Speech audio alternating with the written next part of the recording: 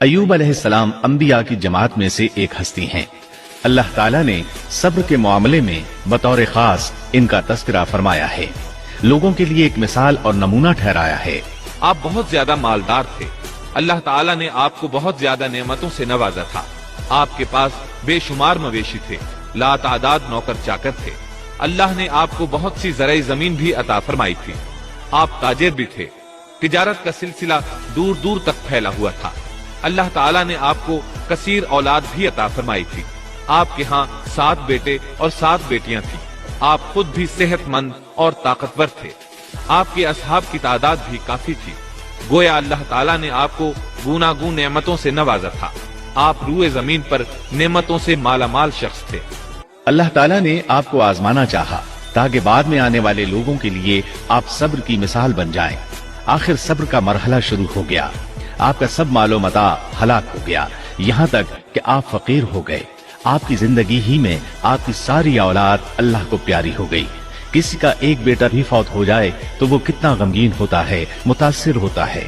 سیدنا یعقوب علیہ السلام پر غم کس طرح طاری ہوا، یہاں تک کہ آپ کی آنکھوں کی بینائی تک جاتی رہی۔ مارے غم کے وہ گھل گئے تھے، جبکہ ان کا کوئی بیٹا فوت نہیں ہوا تھا، اور ادھر 7 بیٹے اور 7 بیٹیاں فوت ہو گئے۔ یہی نہیں، تمام مال مویشی ہلاک ہو گئے۔ معاملہ اس پر بھی ختم نہیں ہوا، آپ شدید مرض میں مبتلا ہو گئے۔ بیماری اس قدر شدید تھی کہ آپ چلنے پھرنے سے معذور ہو گئے، اٹھنے کی سکت نہ رہ گئی، یہاں تک کہ آپ کا گوشت گرنے لگا۔ آپ کی آزمائش انتہا کو پہنچ گئی۔ اب آپ کے ساتھی بھی آپ کا ساتھ چھوڑنے لگے۔ انہیں خوف محسوس ہوا کہ کہیں ان کی بیماری انہیں بھی نہ لگ جائے، کہیں یہ کوئی ایسی بیماری نہ ہو جو ایک سے دوسرے کو لگتی ہو۔ اس طرح سوائے 2 کے سب ساتھی آپ کا ساتھ چھوڑ گئے، کوئی آپ کے قریب نہ آتا تھا۔ جو 2 ساتھی ساتھ چھوڑ کر نہیں گئے تھے وہ بھی ذرا دور کھڑے ہو کر بات کرتے تھے۔ آپ کی خدمت کے لیے بس آپ کی بیوی رہ گئیں۔ وہ بہت وفادار بیوی تھی۔ یہ زوجہ محترمہ آپ کی خدمت کرتی، آپ کو کھلاتی پلاتی، آپ کو نہلاتی۔ پھر نوبت یہاں تک پہنچی کہ سارا ہی مال بالکل ختم ہو گیا۔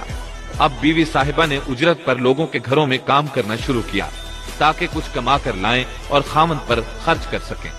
یہ تھے اللہ کے نبی ایوب علیہ السلام، اتنی بڑی آزمائش میں پورے اترے۔ آزمائش بھی 1-2 ماہ نہیں، پورے 12 برس جاری رہی، اور ایک قول کے مطابق 18 برس جاری رہی۔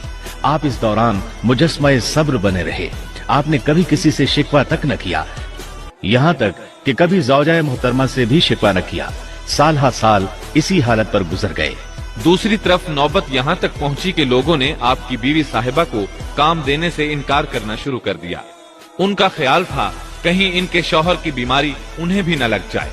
وہ سمجھتے تھے کہ ایوب علیہ السلام کی بیماری چھوت کی ہے، لہٰذا یہ بیماری ان کی بیوی کے واسطے سے انہیں بھی لگ سکتی ہے۔ جب معاملہ یہاں تک پہنچ گیا تب آپ نے ایک چھوٹی سی بات کہی۔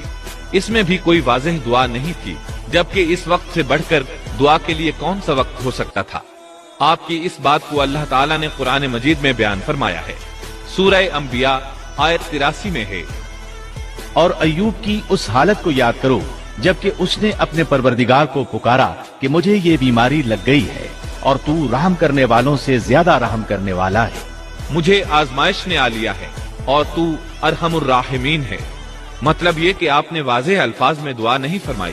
یہ نہیں فرمایا الہی مجھے تندرستی عطا فرما، الہی مجھے رزق عطا فرما، اور میری حالت ایسی ایسی ہو گئی ہے، تو رحیم و کریم ہے، بلکہ یوں کہا وَأَنْتَ أَرْحَمُ الرَّاحِمِينَ، عرض کیا میری نسبت میری حالت کو تو ہی بہتر جاننے والا ہے۔ اللہ تعالیٰ نے دوسری آیت میں آپ کی حالت کو اس طرح بیان کیا ہے۔ سورہ صاد آیت 41 میں اللہ تعالیٰ فرماتے ہیں، اور ہمارے بندے ایوب کا بھی ذکر کر، جبکہ اس نے اپنے رب کو پکارا کہ مجھے شیطان نے رنج اور دکھ پہنچایا ہے۔ گویا آپ نے اس بیماری اور مصیبت کو اللہ تعالیٰ کی طرف منسوب نہیں فرمایا، بلکہ اللہ تعالیٰ کو اس سے مبرہ و پاک ٹھہرایا اور اسے شیطان کی طرف منسوب کیا۔ یوں نہیں کہا اللہ تو نے مجھے مصیبت میں ڈال دیا، بلکہ اس کو غیر اللہ یعنی شیطان کی جانب منسوب کیا۔ حدیث میں بھی اسی طرح آتا ہے، برائی تیری طرف سے نہیں ہے۔ آپ نے اپنی حالت کو بھی ایسے ہی پیش کیا اور یوں عرض کیا اللہ تعالیٰ نے آپ کی التجا کو اسی لمحے شرف قبولیت سے نوازا۔ کتنے ہی موقع ایسے آئے تھے کہ اس سے قبل بھی آپ دعا کر سکتے تھے اور وہ قبول ہو جاتی، لیکن آپ نے صبر کا دامن تھامے رکھا۔ اسی لیے مدتوں سے ضرب المثل چلی آ رہی ہے صبر ایوب۔ جب آپ نے اپنے پروردگار سے اس انداز میں دعا مانگی تو اللہ تعالیٰ نے ان سے آزمائش ختم کر دی۔ اللہ تعالیٰ سورہ صاد آیت 42 میں فرماتے ہیں، اپنا پاؤں مارو، یہ نہانے اور پینے کے لیے ٹھنڈا پانی ہے۔ جب انہوں نے پاؤں زمین پر مارا تو پانی کا چشمہ جاری ہو گیا۔ علماء کرام کہتے ہیں جب انہوں نے اس پانی سے غسل کیا تو جسم کے بیرونی حصے سے بیماری ختم ہو گئی، اور جو ہی پانی پیا جسم کے اندرونی حصے کی بیماری ختم ہو گئی، اور یہ اللہ عز و جل کا عظیم احسان ہے۔ پھر سے بالکل تندرست بن گئے، ان کی صحت و توانائی لوٹ آئی، ایسے صحت مند ہو گئے جیسے پہلے کبھی ہوا کرتے تھے۔ ان کی زوجہ محترمہ باہر سے گھر آئیں تو بالکل نہ پہچان سکیں۔ ان سے پوچھنے لگیں، کیا آپ نے اللہ کے نبی میرے خاوند یعنی مرض میں مبتلا شخص کو دیکھا ہے؟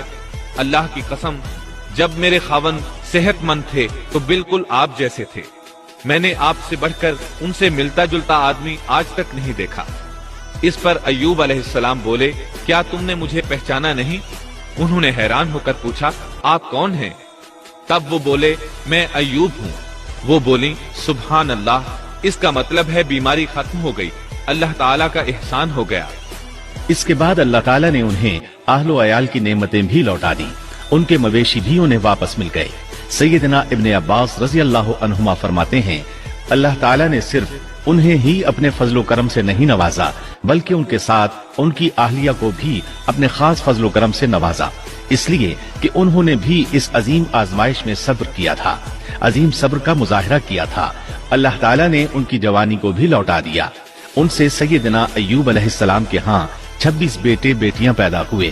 یہ روایت بھی ملتی ہے کہ 26 بیٹے ہی بیٹے تھے، بیٹیاں اس کے علاوہ تھیں۔ اللہ تعالیٰ سورہ انبیاء آیت 84 میں فرماتے ہیں، ہم نے اس کو اہل و عیال عطا فرمائے بلکہ ان کے ساتھ ویسے ہی اور اپنی خاص مہربانی سے، تاکہ سچے بندوں کے لیے سبب نصیحت ہو۔ مطلب یہ کہ ان کی جوانی واپس کر دی، مال و دولت لوٹا دیا، اور یہ چیزیں انہیں فوراً واپس کر دی تھی۔ جسمانی صحت بھی واپس فرمائی اور دنیاوی دولت بھی واپس کر دی۔